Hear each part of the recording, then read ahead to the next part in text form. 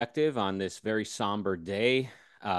Exactly 1 year ago in southern Israel, Hamas stormed the border, hit some military targets and a whole lot of civilians, and did just about the most cruel things you can physically do to the many Israeli victims. Once the border was compromised, a whole lot of Gazan residents entered Israel and kept it going with civilians, with Israelis. Again, rape, murder, butchery. Murdered something like 1,200, if I recall. I don't know how many were injured, and a couple hundred or so were kidnapped. I think about half of those kidnapped are still somewhere in the Gaza Strip, their status unknown.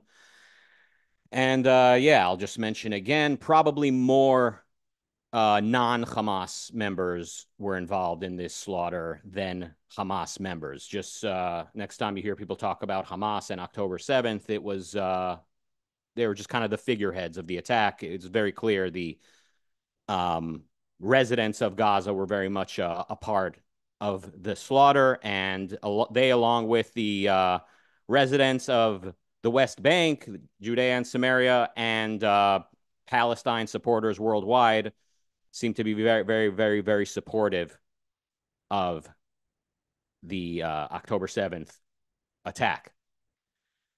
The events of October 7th changed Israel forever. How exactly is still yet to be determined. It also changed the world forever in the sense that the world pays close attention to Israel, and how the world views Israel is something we'll probably get into a little bit later. And of course, October 7th changed this very channel. As you know, this channel became pretty much entirely focused on the events surrounding Israel. And speaking of this channel, some of you old school viewers might be surprised to see me here. Um, this is a one-time thing. The Lord Emperor, as we used to call him, world champion at dragging people out of retirement, brought me back for one episode. And for the newer subscribers of the channel, me and a few other hosts, we used to host this show, and we kind of put the show on the map and the channel along with it back in the day. Um, but of course, this channel is on a, let's say, on a much bigger map, or has a much bigger presence on the map since this war has been going. The viewership is much higher, and this channel is spreading an important message. So yeah, let's meet this other guy. We used to have to drag him in front of the camera, but lately he's been hosting a lot. You know him as having much bigger afro on his head, but here he is, clean and well put together. Razi, welcome to the show. Hey Raka. Yeah.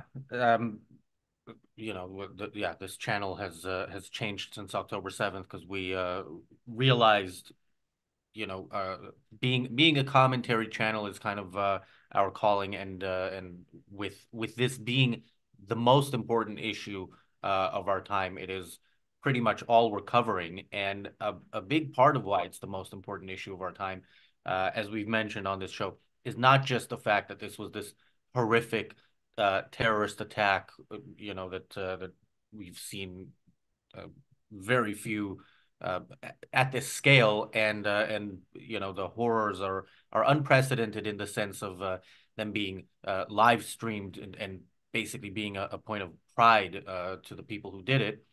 But the fact that the world is taking the side of the rapists and the murderers of Hamas and the Palestinian people. That's what's been really shocking. The extent of it. We know we know whenever something happens in the Middle East, people will take to the streets, certainly in London and in other places, to show their support for the terrorists. But the fact that it's so widespread, that you see different levels of it.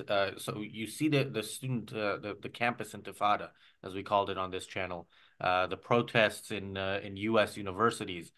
And you look at that, and then you look at the politics of the U.S., which kind of has a policy, let's say, informed by the same views, but not at that to that extent.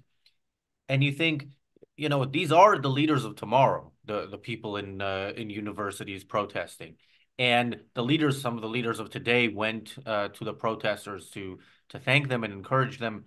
And yeah, I think what October 7th and the year since October 7th has shown is that the world is going in a very negative direction, and it's these big events that usually show you how bad things have come culturally when you see how they play out politically and culturally. I mean, we saw this with COVID and the response to that. We saw it. We can go back to 9/11 and see the weakness that the U.S. showed then and where we are now in terms of the response to that. So yeah, I think October 7th has brought us, unfortunately, one step closer to the end of Western civilization, if dramatic as that may sound. Yeah, I hosted one show on this channel before since this war began. Sometime after October 7th, maybe a month or two into this war, I said I did an episode called "Am I a Zionist?" And I remember saying, like, I'm surprised at the world's reaction. Like, I thought, wow, this is a nightmare, and now people get it. And boy, was I wrong. And last time I was here, I was this the reaction of the world to October 7th and the attitude of the world towards Israel was fairly benign compared to how it is now. It's gotten worse and worse and worse and worse. Um, I mean, we've gotten to the point where you could pretty much hold the position publicly that October 7th was a form of resistance, and the occupation is so much worse than anything that happened on October 7th. And you would also do October 7th style, resistance if you were the victim of the occupation. So this word occupation, it seems to just be like the magic word. It just kind of gets you out of it, absolves you of any responsibility. The Palestinians can literally do no wrong. Anything they do is just because of the so-called occupation. Of course, Israel has not occupied Gaza for longer than maybe some of the viewers have been alive, or whatever, a decade and a half or so. Israel, the sort of occupation of Judea Samaria / the West Bank is it used to be fairly laissez-faire, I think. Like, Arabs and Jews used to traverse between Israel proper and the territories, while discussions were had of what should be done with this conquered territory from Jordan and Egypt. People kind of lived in harmony, so somewhat, relatively speaking. And the more the suicide bombings happened, and the more it was clear that this is a political movement. The Palestinian movement was clearly a militant political movement to liquidate Israel entirely. The more that became clear, Israel imposed checkpoints and all types of security measures after just years and years and years of brutal attacks from, by the so-called Palestinian movement, which enjoyed very, very popular support from the so-called Palestinians. But, the same modern thinkers that brought us such hot takes in recent years as not being racist is a form of racism and holding the door for a lady is a form of rape. Those same people have also now informed us that not letting somebody murder you is a form of oppressive occupation, and trying to stop missiles from flying at you, is a form of tyranny, and therefore Israel is eternally occupying the Arabs. And I'll add also another take brought to you by today's thinkers is supplying your enemy with electricity and water is a form of oppression, because that means, oh, you control their water and electricity. So that's another popular talking point. When you tell people, if you tell people, what are you talking about occupation? Israel was not occupying the Gaza Strip. They'll say, what do you mean? Israel controlled the water. Israel controlled the electricity, leaving out the point that Israel was supplying it to them because they're too stupid to develop it themselves. Israel should have told, if they were going to leave the Gaza Strip, they should have told the Gazans, okay, good luck. You want to hope you find some clean water. Hope you figure out how to purify and filter it. You need electricity, you know. Here's a copy of Benjamin Franklin's book collection, and see if you can figure this out. Some Thomas Edison, figure this out. Instead, Israel has been supplying this enemy with electricity and water and utilities. And that means, according to today's thinkers, that Israel is actually oppressing them by doing so.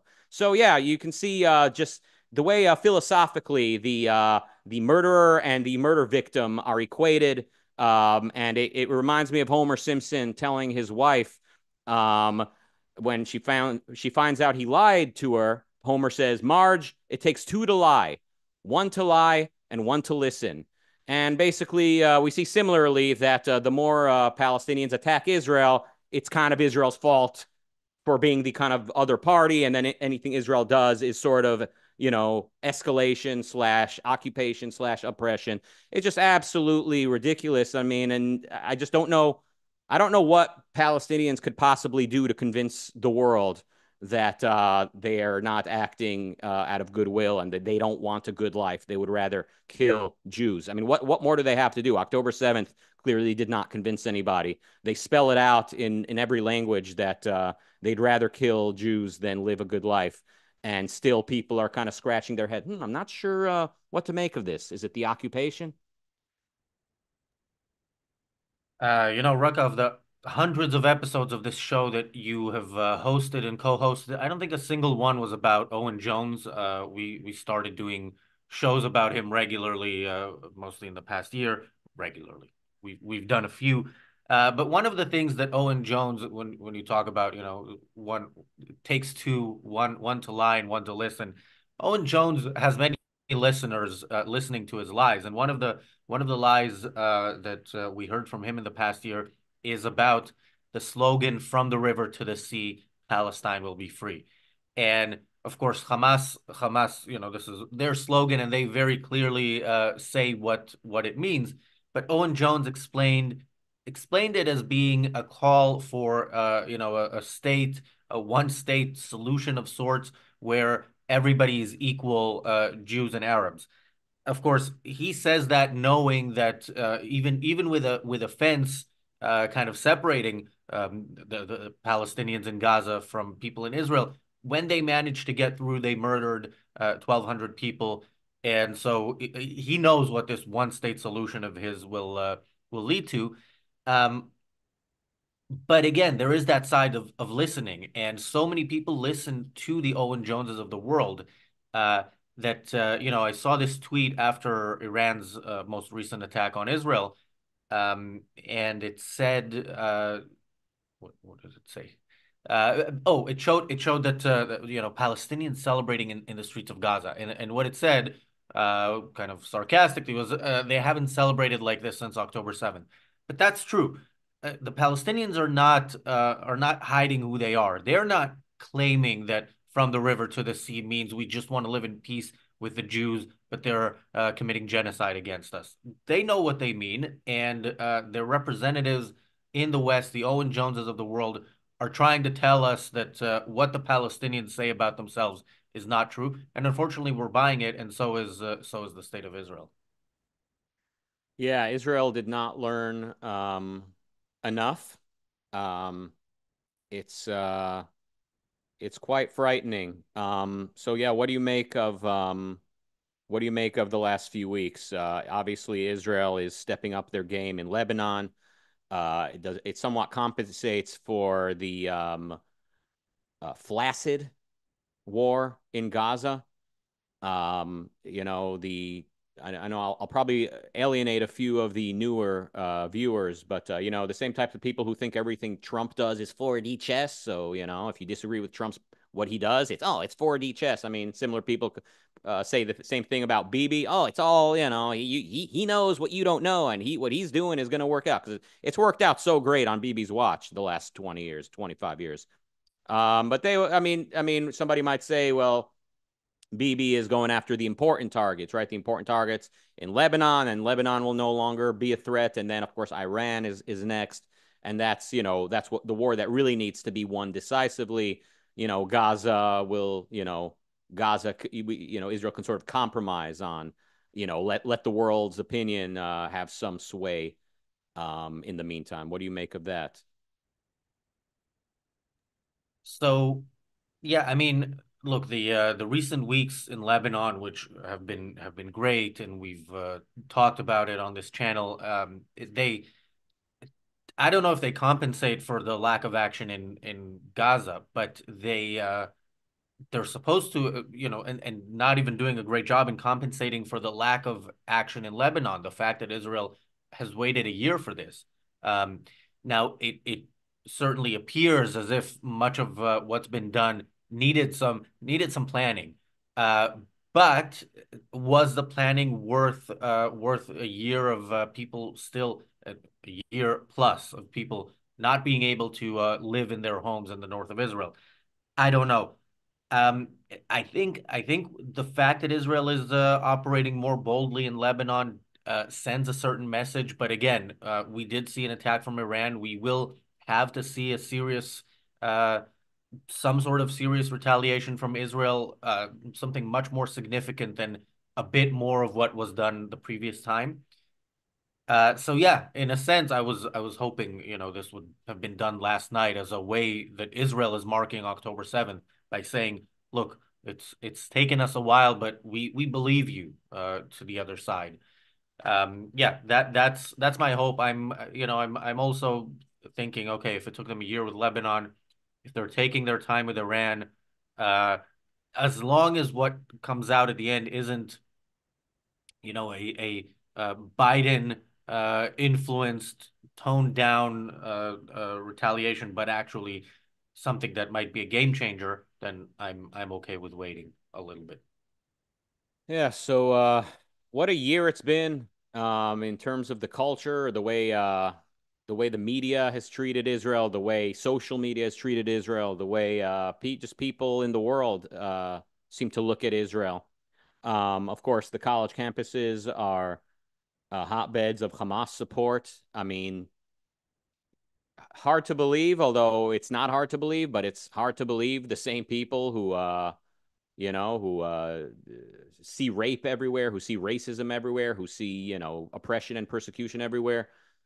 They see Israeli women and men getting sexually attacked. They see just the most brutal things done to Jews for being Jews, and just all of their past convictions just kind of are suspended. And suddenly it's all just about no, it's the only conflict that matters, the only dilemma that matters is colonizer versus colonist. And Israel being the designated colonizer means that Israel is always guilty, and anything that the colonized, the so called Palestinians, do to fight their oppressor, their colonizer, is justified. I mean, it's just the capacity for evil. I mean, just the capacity for sympathy that people have for just blatant evil is just not something I thought I would ever see. Like I knew college professors teach this BS, but to see what happened on October 7th, and to see that many students marching in support of it, and then just seeing just worldwide the amount of people that are on the side of Palestinians, people who looked at October 7th and said, "Okay, I understand both sides have a point, but I'm more sympathetic to the side that did the raping. I'm more sympathetic to the man holding the gun to the girl's head in the video where the girl has pants covered in blood being walked through the streets of Gaza as people cheer and taunt.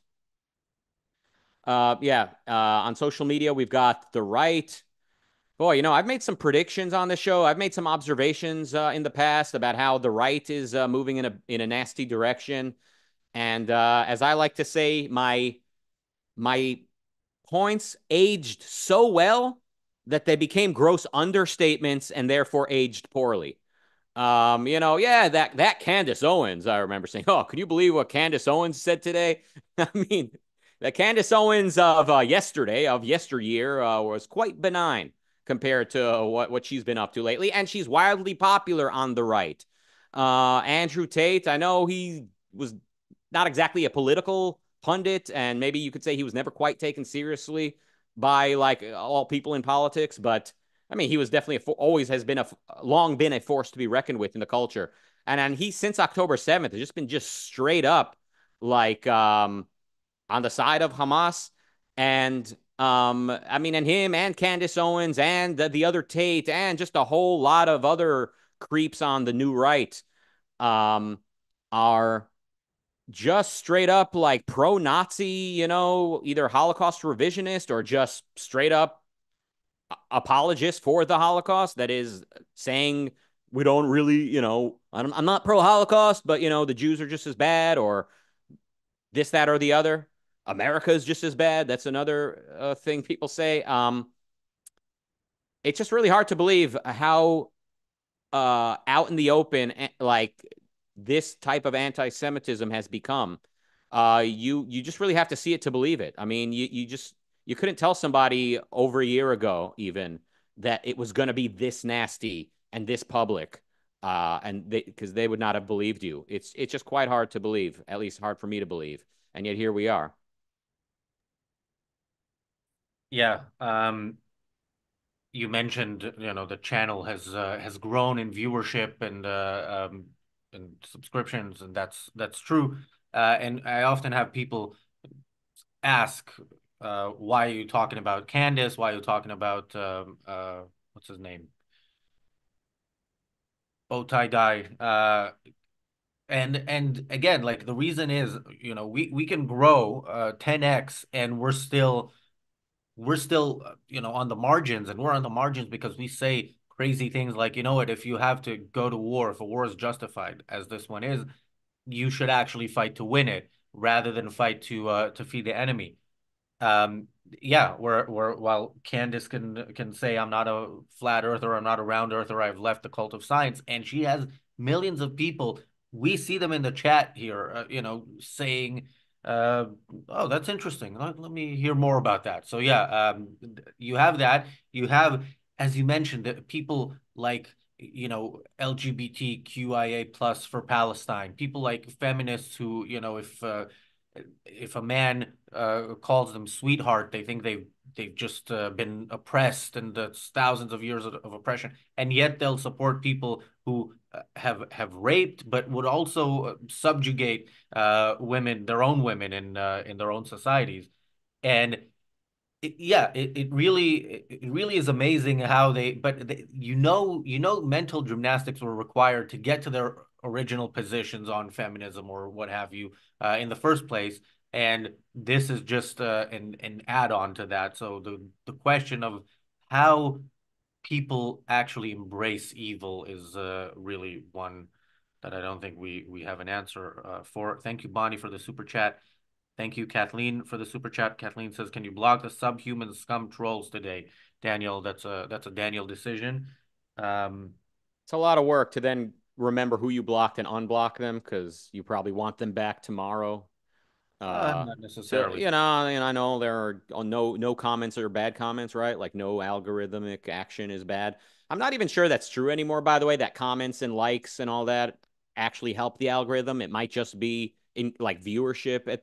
There's a lot we don't know about the algorithm at the end of the day. But anyway, um, yeah, oh, Tucker Carlson. There's another guy who, oh dear, like if you when we would criticize him here, people would say, "What are you doing? He's on the right. What are you saying? The left is better?" At this point, there's a lady on a Twitter I follow named Claire Voltaire. I mean, that's probably not her real name. She's a pro-Israel voice, although you get her talking long enough, she'll say stuff I don't agree with that I consider too weak and too appeasing of the anti-Israel point of view. But anyway, she once tweeted the difference between the left and the right is 7 million or 14 million. Meaning, I think the left wants to see 7 million Jews in Israel murdered, and the right, that is, elements of the right that are anti-Semitic, they're not stopping there. So, and we kind of see that. The elements of the right are very anti-Israel, but I don't think their problem is just with Israel's actions. They definitely see a lot of conspiracies. They see a lot of Jewish influence. They see crimes that can't quite be proven done by Jews, but that's because Jews, according to them, control the forms of evidence and the system itself. So you can't you can never catch them. Or you can prove it with some very loosely thought out and sloppily glued together system of evidence against the Jews. It's a nasty world, as I've been learning. So yeah, the ultimately the weakness of the good, let's say if Israel here symbolizes civilization, symbolizes a political system where individuals can pursue the good life, can pursue the life they want. The weakness of the good here is skepticism. Skepticism, moral uncertainty, philosophical skepticism in general, not being sure what's true, thinking, you can't really know for sure. You see it, look at someone like Sam Harris, who, of all the, public intellectuals of the last number of years, he stayed pretty good, I think, on most issues. And on Israel, he's certainly pretty excellent. Um, but when he's not talking about Israel, when he's waxing philosophical, he's saying, he's voicing skepticism, right? You can't know anything for sure. There's no free will, et cetera, et cetera.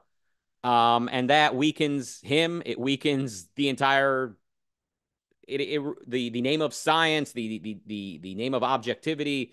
We need better philosophy. We need moral certainty, and we need philosophical certainty, epistemological certainty. And I would suggest people look to the namesake of this channel, Ayn Rand. And I think the deeper you dig and the more you read and the more you think critically, the more you'll find that Ayn Rand is what Israel needs, what the world needs in order to protect what is good.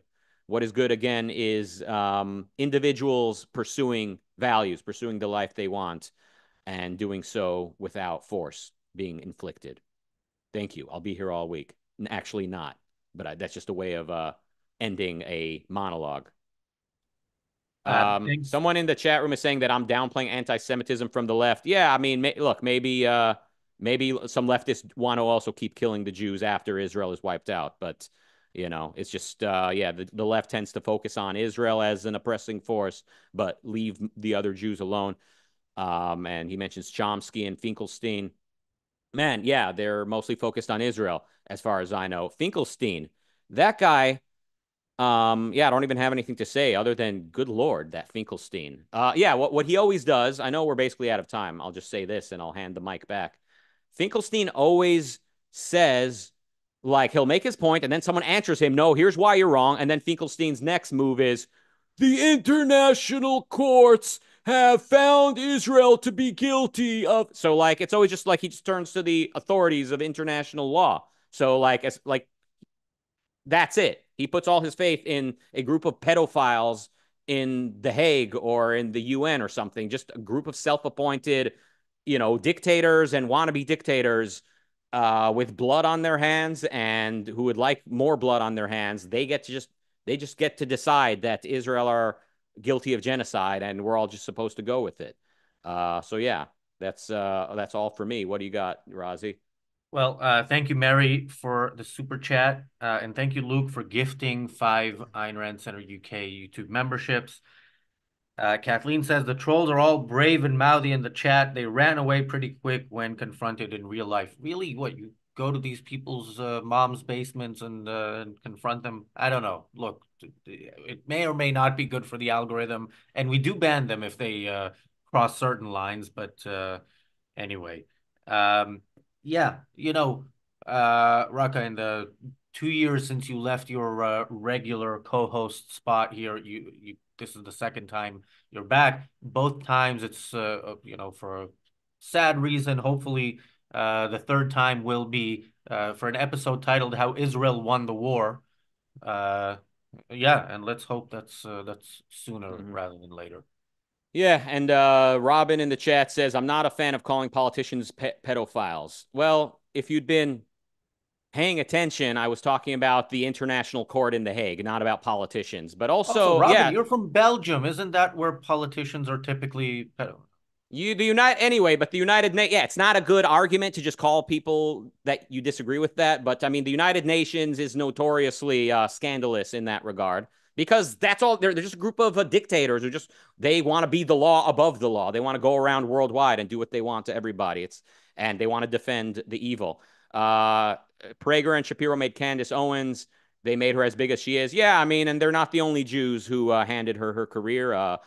David Horowitz, I think, right? He's a big conservative guy who first discovered Candace Owens. Dave Rubin, there's another guy who gave her a big leg up, and and yeah, and she stabs the Jews in the back. A tale as old as time. But yeah, I saw a letter that Prager wrote to Candace Owens. He published it, publicly, where of course he, despite all her BS, Prager says, "I would be happy to take you on a trip to Israel." Blah blah blah. Just shut up already.